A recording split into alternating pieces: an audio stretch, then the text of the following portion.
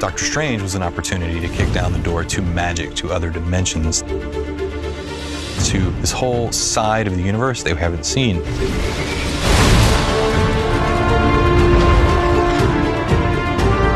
It was time for us to leave our earthly dimension and our own universe and venture into the multiverse. This is a mind trip that rivals any cinematic mind trip that has ever been done before. It's over the top and exciting, and we're not pulling back.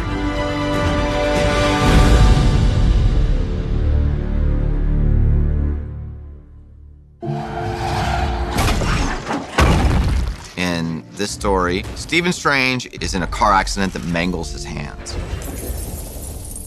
and effectively takes away his life as a neurosurgeon. And he goes on a quest looking for healing, looking for a way to recover, and in the process meets the Ancient One. Thank you, Ancient One, for seeing me. You're very welcome. Who begins helping him down the path of healing. The Ancient One. Thank you, Master Morda. But that turns into much more than the mere recovery of his body. Mr. Strange. Doctor, actually.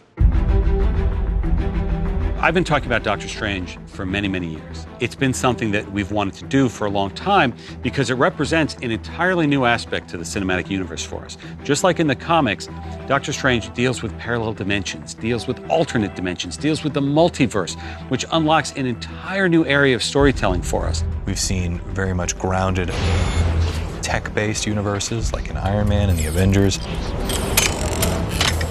We've seen space in Guardians of the Galaxy and a little bit in Thor.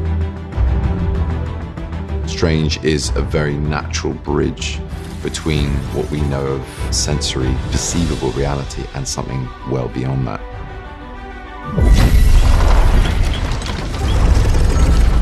It was time to jump into the mystical, magical side of the MCU for the same reason it came time to do that in the comics. There was a period in the 60s where the comics had sort of run their course in terms of real-world stories, and Doctor Strange was one of the main comics that came along and broke open this world of new dimensions. The uniqueness of Doctor Strange was the visual ambition of the other dimensions, the way they're represented in those early comics by Steve Ditko.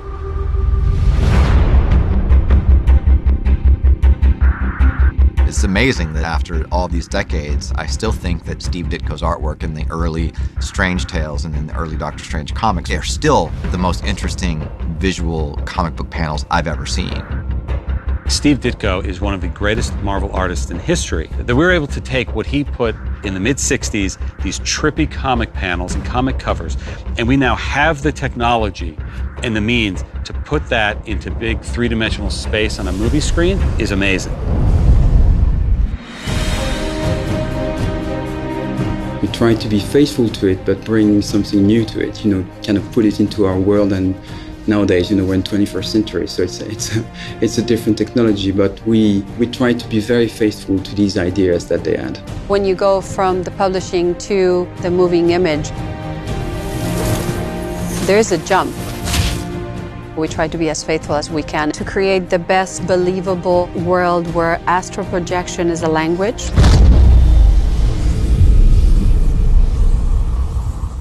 The astral form, we wanted to be rich in color, we wanted to have energy. We did as much as we could practically, and also we wanted to make sure that it didn't feel cheesy. When you have magic, you run the risk. What did you just do to me? I pushed your astral form out of your physical form. What's in that tea? Psilocybin? LSD? It's just tea. With a little honey. The approach for Scott in magic is that he really wants it to feel physical and real, but yet behave in a different way. So he was always referring to real stuff, materials or sparks or buildings that are bending and things like that, but just always trying to keep it real in the way it looks, but keep it magic in the way it behaves. The Magical Mystery Tour, was a place when, pretty early in the movie, Doctor Strange is thrown into all these other dimensions by the Ancient One and just goes tumbling through this very surreal, psychedelic mind trip. Open your eye.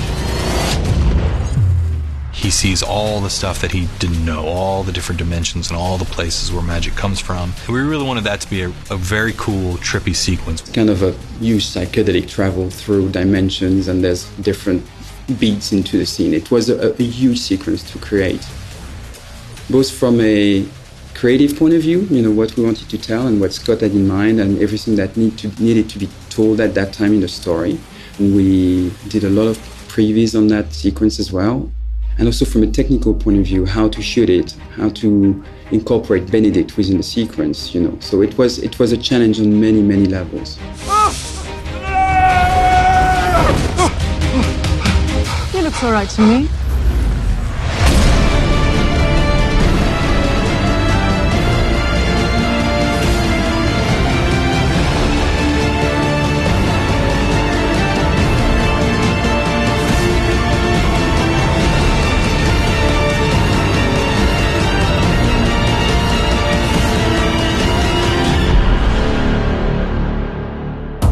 This other world, this other fourth dimension. They go into this dark dimension. We wanted to create this black light environment that has certain elements of organic nature, but also a place where you could feel that whatever was growing there was quite toxic. So we started with a very super powerful, colorful place, and then what happened is we realized maybe it was too happy. And it started to feel like a carnival, and we had to sort of tone it down because there were all these beautiful colors, but unfortunately it wasn't threatening enough. So we landed in a place where black light meets toxic waste. So visually it's pretty stunning. It was really about making a dynamic world, a world that always moves, always threatening, always scary. It's like a series of sort of, paving stones you jump on. You end up with thousands of concept drawings, and then what you do is you sort of try and put it all together. It definitely required us to think outside the box creatively when it comes to the type of storytelling we're doing. It's such a head trip movie, and we're really inspired by movies like 2001, Matrix, Dark City. If you're going to use those movies as influences, you really have to approach with a sense of pushing the boundaries. Pretty much every sequence we started by saying, what's something we haven't seen before, and how can we really make it as hard as possible on ourselves? The cinematic universe has thrived for us at Marvel Studios when we just take what was great about the comics and unabashedly and without fear throw it up on the big screen. And there are images and sequences in Strange, people calling the most breathtaking mind trips. That was our challenge, and that's what we think the team has risen to.